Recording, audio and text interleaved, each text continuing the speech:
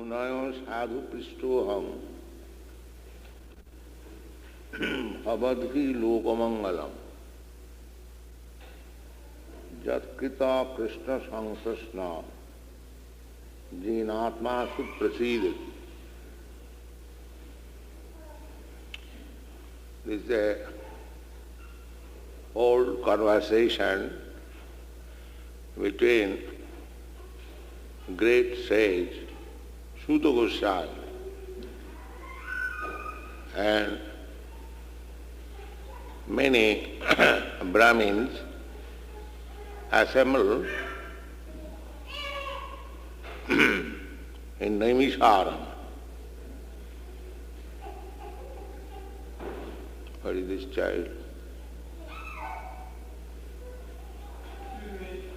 For those who have young children, please take them out during the lecture.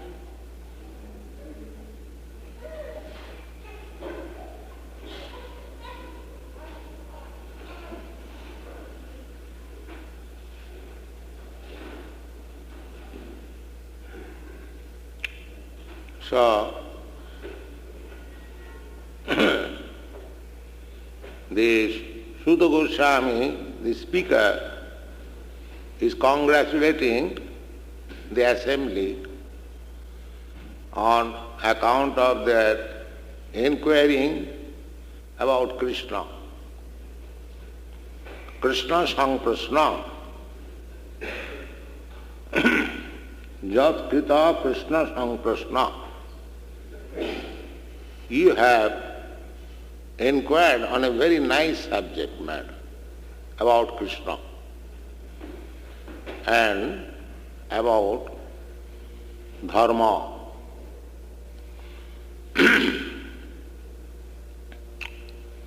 Jakrita Krishna sang Prashna bhavadvi lokamangalam. This kind of question is very auspicious for everyone. When we inquire about Krishna and we speak about Krishna, we are both benefited. So you are very glad when you was questioned about Krishna and about dharma. Because those who have read Bhagavad Gita, they know that Krishna appeared for two purposes. One purpose is dharma samasthapanarthaya, for re-establishing religious principles, and paritrana sadhunam vinashaya cha duskita, to give protection to the sadhu. Sadhu means those who are devotees of God. They are called sadhu. And the non-devotees, they are called duskrita. Duskrita means those who are always engaged in sinful activities. They are called duskrita. Paritrana sadhuna vinashaya cha duskrita. The two purposes. Krishna's appearance is meant for two purposes. So, the question was that Bruhi Yogeshwari Krishna Brahmani Dharmavarmani Shang Kastham Udhunopiti Dharmam Kong Saranangataha. Krishna appeared for re-establishing the religious principles, but after his disappearance, who has taken charge for this department? That was the question. So, Suta Goswami is congratulating them that this question is very auspicious, Lokamangalam. Loka means this world, and Mangalam means auspicious. So first of all, he is explaining what is Dharma. Dharma is translated in English as religion. But actually, it does not convey the real import of Dharma. As I have many times explained in these meetings, the Dharma means some particular characteristic which you cannot change. That is called Dharma. Dharma does not mean a particular type of faith. Faith is different. Faith is followed blindly, or by social custom or something else. Faith is different. But Dharma, either you change social custom, country, time, space, it cannot be changed. That is Dharma. So, that Dharma is enacted by the Supreme Personality of Godhead. Just like Krishna says, Dharma Sanghasthapanarthaya, for the matter of re-establishing the principles of Dharma.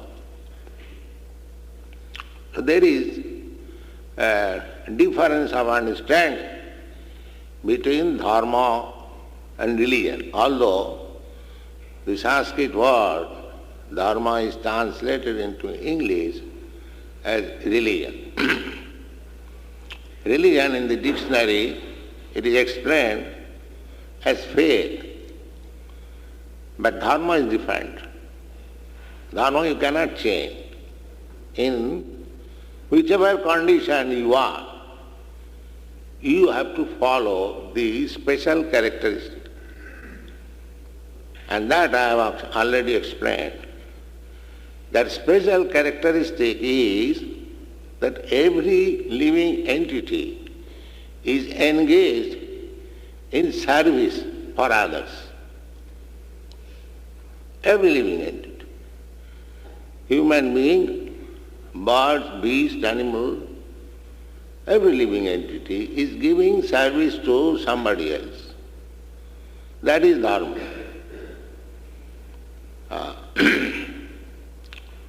Therefore, Bhagavad is explaining the nature of Dharma. What is Dharma? It is said here, Savai Pungsang Paro Dharma Jato Bhakti Radho Khaji. That is first class religion which teaches how to render service to the Supreme Personality of Godhead. That is first class.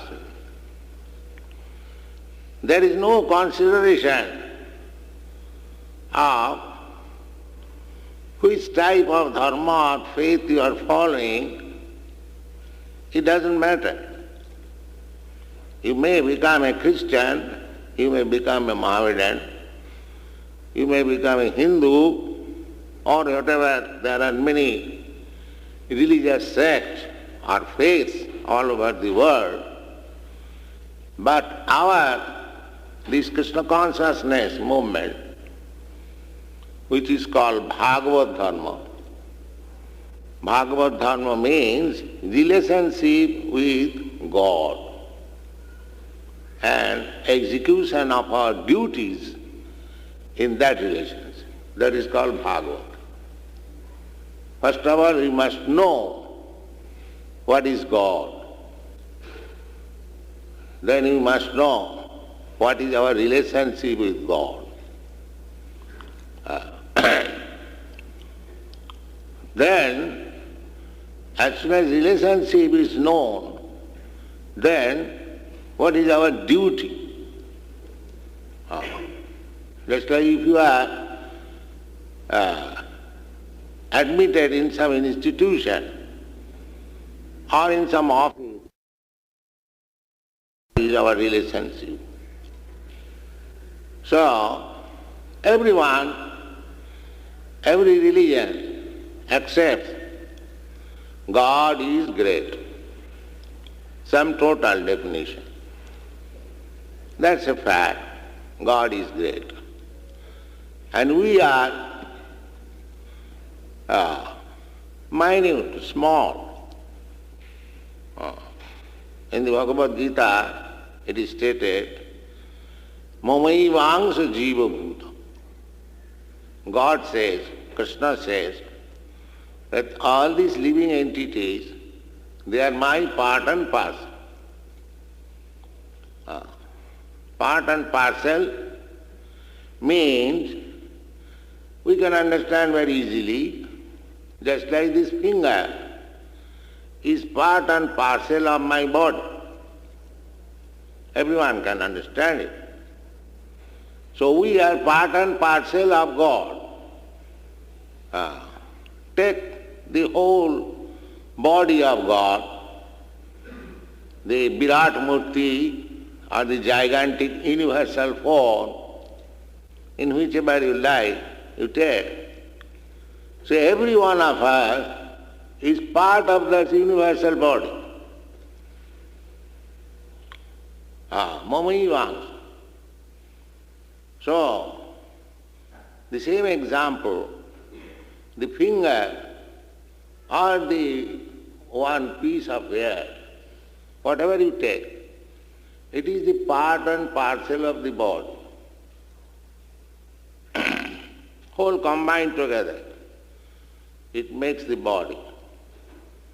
Similarly, we all, living entities in different forms, there are 8,400,000 of forms. Altogether, every one of us, not only human beings, but also animals, bees, birds, trees, plants, insects, everyone, they are all part and parcel of the Supreme. Just like the hair, a piece of hair is also part and parcel of the body. When hair is picked up, you feel pains and pleasure. When the finger is pinched, you feel pains and pleasure. Because they are part and parcel. Now, this is our relationship with God. Part and parcel. God or Krishna is the whole, and we are part and parcel. Then what is our duty? If this relationship is accepted, then what is the duty of the part and parcel? The duty of the part and parcel is to serve the whole. Anyone can understand. This finger is part and parcel of my body. So as the body desires, the finger is working. I desire the finger may work here like this, immediately works. So there is no difficulty to understand what is our duty. Our duty is to serve the Supreme Whole. But we have manufactured so many duties. This service is there. Everyone is engaged in some sort of service. But the program of service, they are different. Somebody is thinking that I must render service to my nation. Another is thinking that I must render service to my society. Another is thinking I must render service to my family. So, either you take family-wise or bodily-wise or society-wise or community-wise or national-wise or humanity-wise, they are all imperfect unless it is extended up to the Supreme Krishna. Then it is perfect. Any service you do, service you have to render, either to your personal body or to your family or to your society or to your community or to the human nation or to the whole humanity. Service, everyone is doing, all in the office. That is our characteristic. We render some service. Therefore, the Bhagavad says that that is complete service. Our dharma means the characteristic duty. That duty is to render service. So, Srimad Bhagavatam says, Savai punsa paro dharma. That type of service is first class, transcendental. There are two kinds of services, para and apara. In Sanskrit, para means transcendental and apara means material, spiritual or material. Because we have two understanding, matter and spirit.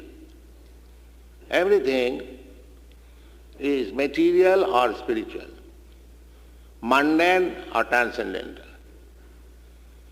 So, here Bhagavad says, paro dharma. Paradharma means spiritual. Material dharma, temporary. Just like if you feel yourself as part and parcel of the American nation, if I feel myself as part and parcel of Indian nation, this is not para, this is apara.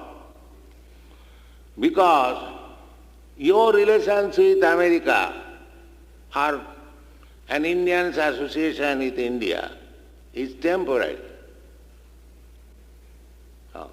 You may remain as American, say for 100 years. Not so much, generally 50, 60, 70, at most 100 years. Then after 100 years, as soon as your body is changed, even his human form of body, he may not be American, he may be Chinaman. Or if not human form of body, then we may become something else, gods or dogs also. There is no guarantee. Because after you give up this body, you are completely under the grip of material nature. The material nature will award you a particular type of body according to your work. So as soon as the body is changed, the whole atmosphere is changed. You are no longer American. You are no longer Indian. You are something else. Therefore, your characteristic of rendering service to the nation, that is not permanent. That is temporary. Apara.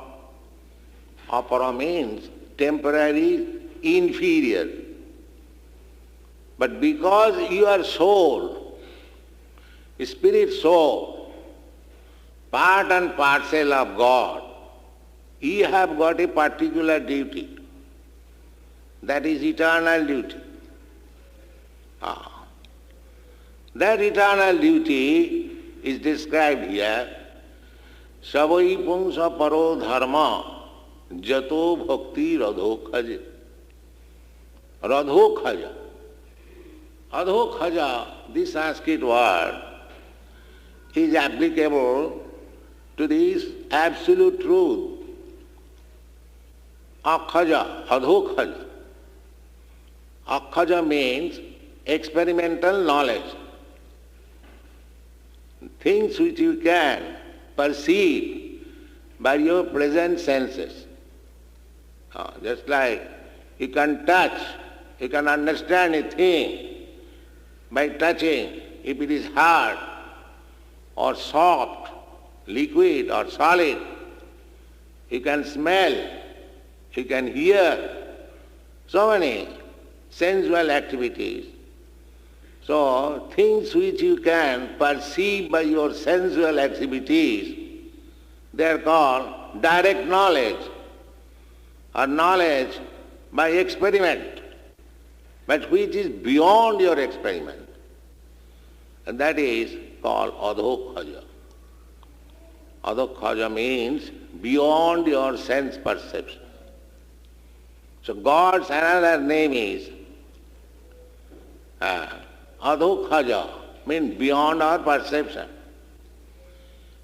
You cannot understand God by directly seeing or directly smelling or directly hearing or directly tasting or touching. It is not possible at the present moment. Unless you are spiritually advanced, unless our seeing power is rectified, our hearing power is modified. In this way, when our senses are purified, then we can hear about God, we can see God, we can smell God, we can touch God. That is possible. To training in that science, how to see God, how to hear God, how to touch God, by your senses. That is possible. That science is called devotional service or Krishna Consciousness. Therefore, Bhagavad says that is first class religious system by which you can develop your dormant service attitude for God. That is first class religion. Now, everyone can test which one is first class religion. Because by the result of such activities, one will be able to render service to the Supreme. When you render service to somebody, unless you understand something about him, you cannot render service. That is not possible. You cannot render service in the air. You must have some understanding that here I am actually rendering service. That is realization. If I say that you do something like this blindly, you cannot do it for a long time on my request. You can do it for some time. But unless you understand why you are doing, whether you are deriving any benefit out of it, you cannot prolong that activities. Therefore, the religion or the process of transcendental activities by which one can render service to the Supreme Lord, that is first-class religion. This is the definition given by Bhagavatam. Don't try to understand this is Christian religion, this is Hindu religion, this is Mohammedan religion, or this is something other. But try to understand whether that process of religion is teaching you how to love God. That is the test. Savai punsa paro dharma jato bhakti radhakhaja. Bhakti means rendering service. So, when one learns how to render service to the Supreme Personality of Godhead, direct service, then that is the ultimate goal of religious principles. In the Bhagavad Gita also, Lord says, Sarva dharman parityaj. You give up all types of religious principles. Sarva dharman. Sarva dharman parityaj. Mam ekang saranang vraja. Simply just surrender unto me. Because this is religion. Anything which does not teach how to surrender to Krishna or God, that is not religion. Therefore I said in the beginning, there is some difference of meaning between religion and dharma. Religion and dharma. Religion is a faith, but dharma is the original characteristic of the living entity. And here Krishna says that you give up all types of faiths, because we have created so many faiths within this world. According to time, circumstances, country, atmosphere, everything, we have got different faiths.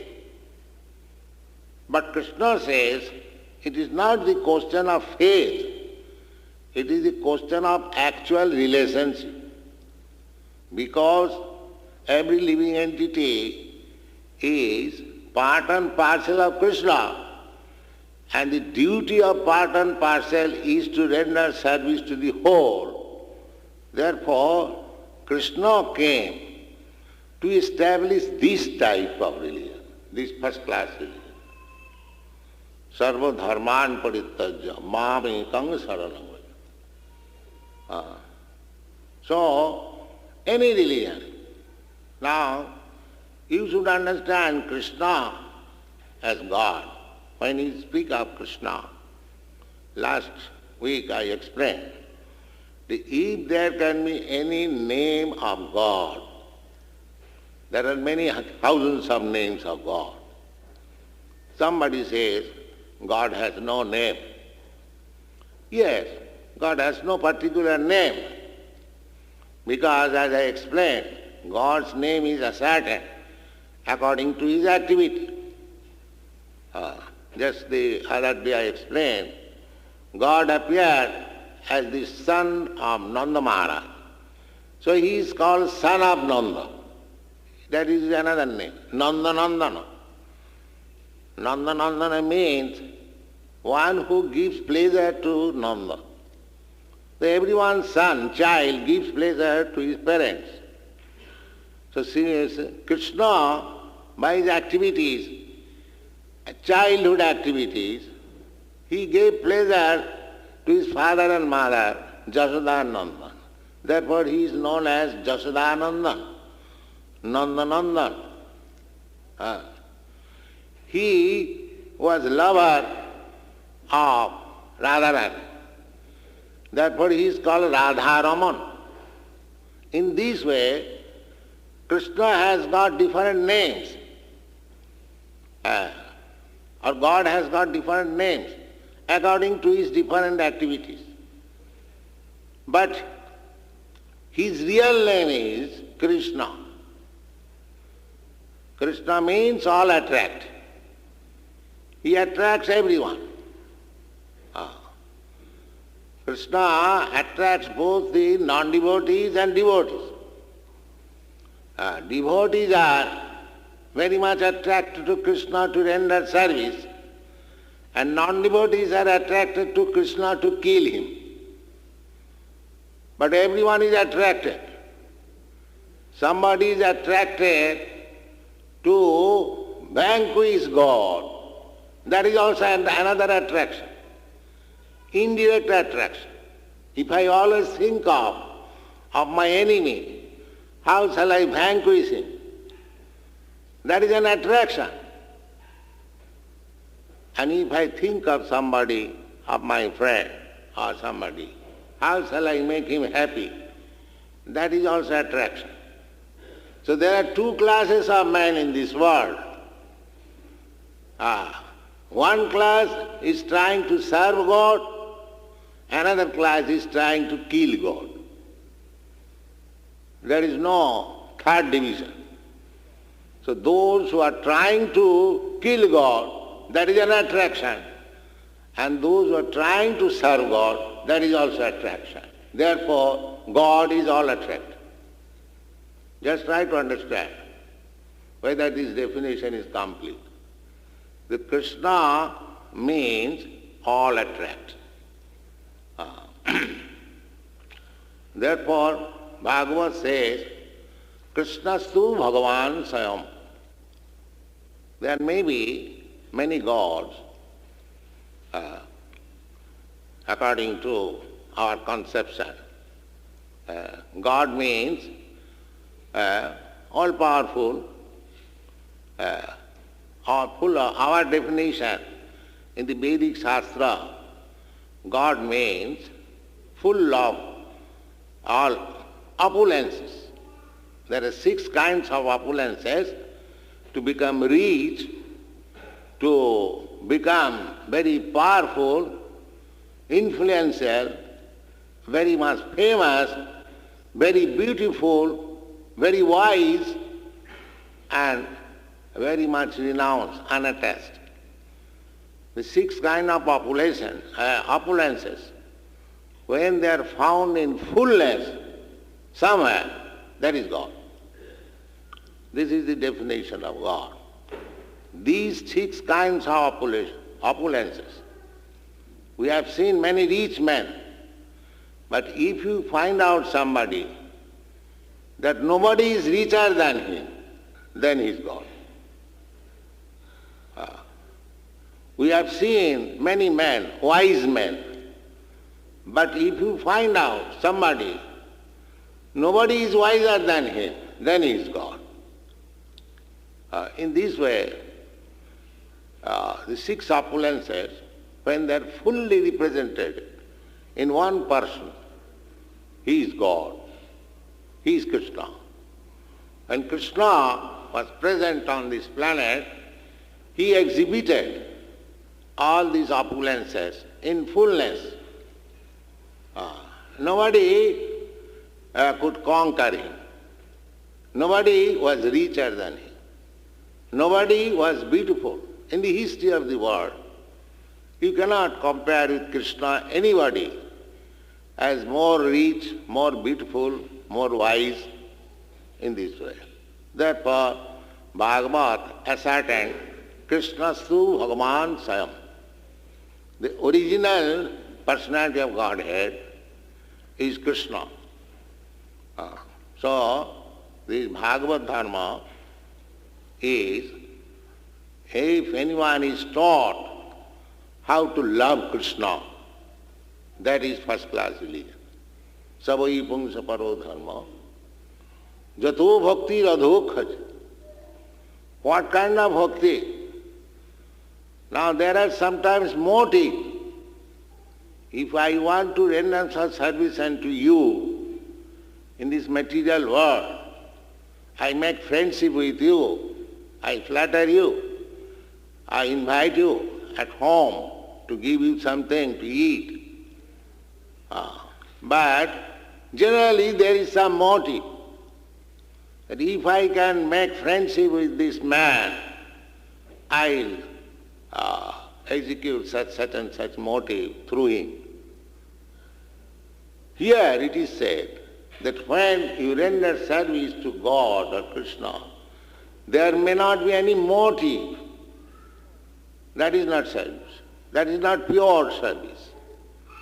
If you have got some motive that I render service to God or Krishna for this purpose, for this particular purpose, then it is not very first-class religion.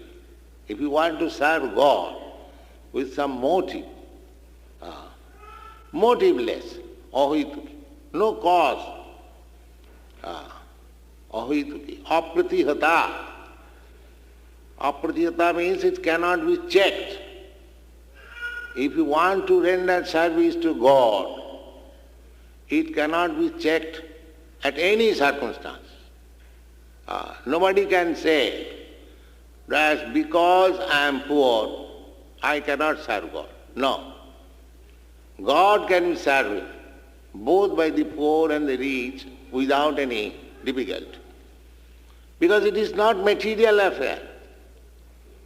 When there is material transaction, if I want to purchase something, then I must have the requisite money to purchase. It is conditioned. But if you want to render service to God or Krishna, there is no condition. Therefore, ahituki, apratihata, it cannot be checked. Because I am born in a particular time or particular country, I cannot render service to Krishna. That's not fair. Anywhere, any part of the world, any part of the universe, any man, in any condition, he can serve Krishna. There is no impediment. Ahituki apratihata. And when that type of religion is followed, to serve the Supreme Absolute without any motive and without any impediment, then you will be happy. Jayatma suprasidati. You are wanting happiness, peace. So, if you try, if you learn how to love Krishna without any motive and without any impediment, then you will be happy. This is the program of Krishna Consciousness, to make everyone happy. Atma, Jayatma suprasidati. Prasidati means fully satisfied. Jang labdha chaparang labhang mannate nadikang. There are many examples. Just like Dhruva Maharaj,